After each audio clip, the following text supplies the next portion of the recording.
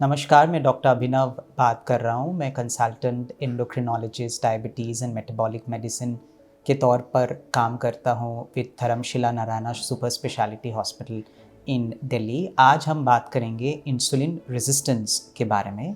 ज़्यादातर लोग insulin resistance ये टर्म सुनते हैं तो उसके साथ डायबिटीज़ की बीमारी का संबंध बनाते हैं, बट इंसुलिन रेजिस्टेंस का इफ़ेक्ट सिर्फ डायबिटीज़ पर नहीं और सारे कई बीमारियों पर भी इंसुलिन रेजिस्टेंस की इफ़ेक्ट होती है। तो आज समझेंगे हम कि इंसुलिन रेजिस्टेंस डायबिटीज़ के अलावा और कौन कौन बीमारी में हो सकते हैं। पहले सबसे बड़ा चीज़ है फैटी लिवर डिजीज़।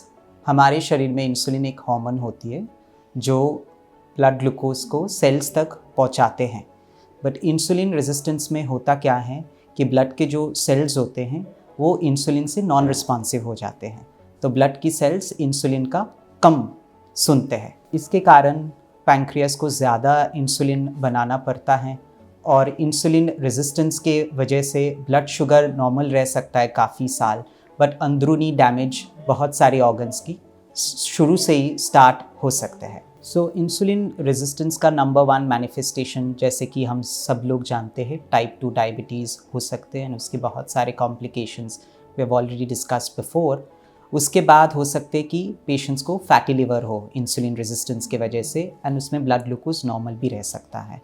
तो लिवर में फ़ैट बहुत ज़्यादा जम जा सकते हैं इंसुलिन रेजिस्टेंस के वजह से, एंड इसकी कॉम्प्लिकेशंस भी बहुत तरीक़ा की हो सकते हैं, जैसे NFLD आजकल जिसको मेटाबॉलिज्म एसोसिएटेड स्टीatotic लिवर डिजीज़ और आमतौर पे फैटी लिवर डिजीज़ बोलते हैं, और फाइब्रोसिस हो सकते हैं। उसके बाद सिरोसिस भी हो सकते हैं। इंसुलिन रेजिस्टेंस के वजह से हार्ट डिजीज़ और स्ट्रोक की रिस्क भी बढ़ जाता है।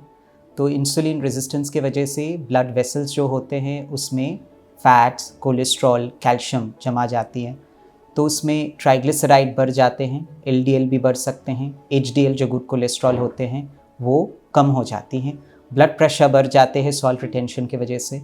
महिलाओं को इंसुलिन रेजिस्टेंस के वजह से पॉलीसिस्टिक ओवेरियन सिंड्रोम हो सकते हैं, जो आजकल poly endocrine metabolic ovarian syndrome जैसे जाना जाते हैं। इसके वजह से पीरियड्स इरेगुलर होना, इनफर्टिलिटी या प्रेगनेंसी में दिक्कत हो सकती है। कुछ स्टडीज़ में ये भी देखा गया है कि इंसुलिन रेजिस्टेंट जिन इंडिविजुअल्स को हो उनको माइग्रेन के अटैक्स भी ज़्यादा फ्रिक्वेंट और ज़्यादा लंबे टाइम तक हो सकते हैं। अच्छी बात यह है कि इंसुलिन रेजिस्टेंस को काफ़ी हद तक हम कंट्रोल में ले आ सकते हैं लाइफस्टाइल मॉडिफिकेशन से, जैसे खाने में रिफाइंड कार्बोहाइड्रेट्स एंड फैट कम करना, रोज़ कम से कम 30 to 45 मिनट्स डेली एक्सरसाइज, खाने में फाइबर और प्रोटीन की मात्रा बढ़ानी है, 7 से 8 घंटे की स्लीप शेड्यूल मेंटेन करनी है, स्ट्रेस मैनेज करना है, हाइड्रेशन भी बहुत ज़्यादा इम्पॉर्टेंट है। रिसर्च दिखाती है कि 5 to 10% वेट लॉस से इंसुलिन रेजिस्टेंस में काफ़ी हद तक इम्प्रूवमेंट आ सकते हैं, एंड इंसुलिन सेंसिटिविटी मरीजों में इम्प्रूव हो सकते हैं। सो हमें यह बात याद रखना है कि इंसुलिन रेजिस्टेंस को सिर्फ डायबिटीज़ की शुरुआती स्टेज के हिसाब से नहीं माना जाए।